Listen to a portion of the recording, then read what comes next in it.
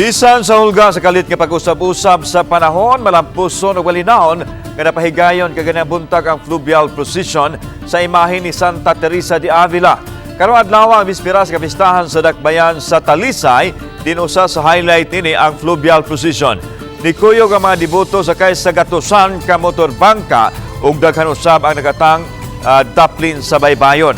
Samtang ang kapulisan subsub ang ilang pag-roving ilabi na panahon sa kagabion kay naamay mga dagkong kalihukan may kalamgitan sa kapistahan. Kini ang pagsiguro nga mulungtad ang kahabsay ug kalinaw sa syudad.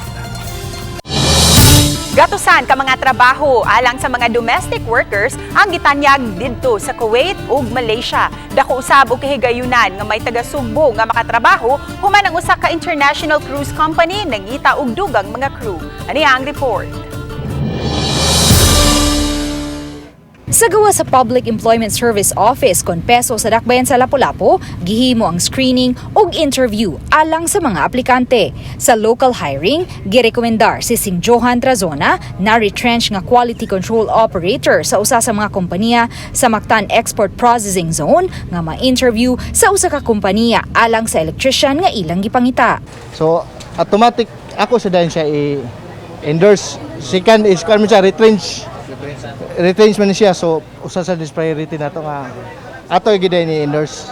So far okay naman kay naamday pag ari na karon na may hiring nga electrical nga ila da kong ipa-interview. Sa Lapu-Lapu ra. Oo, sa Lapu-Lapu ra. Gatusan usab ka mga domestic worker ang gipangita karon sa pipila ka nasod sama sa Kuwait ug Malaysia. $400 ang sweldo matag buwan. Gipasalig sa opisyal sa recruitment agency nga luwas ang mga nasod nga trabahuan sa mga Pinoy.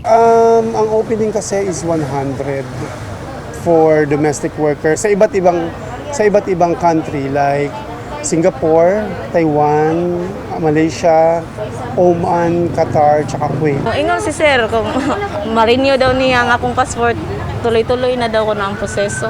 Kining usa ka internal cruise ship nangita og 70 ngadto sa 80 ka mamahimo nilang mga crew alang sa river cruise ug ocean cruise ships. Usa sa mi-apply pagka-chef si Jazz Mandal, kinsa gihulagway ni Kyra Ching, recruitment officer, nga haom ang skills sa gipangita nilang mga crew. Unsa may sulod ato? What's sa Gmail? I mean sa mail if unsay next process ana. When I saw his credentials, he came from a culinary school, and then he has also experience as a sous chef inside the kitchen. Uban ni Philip Patricio o Rod Prado, Luan Merondina, Balitang Bisdak.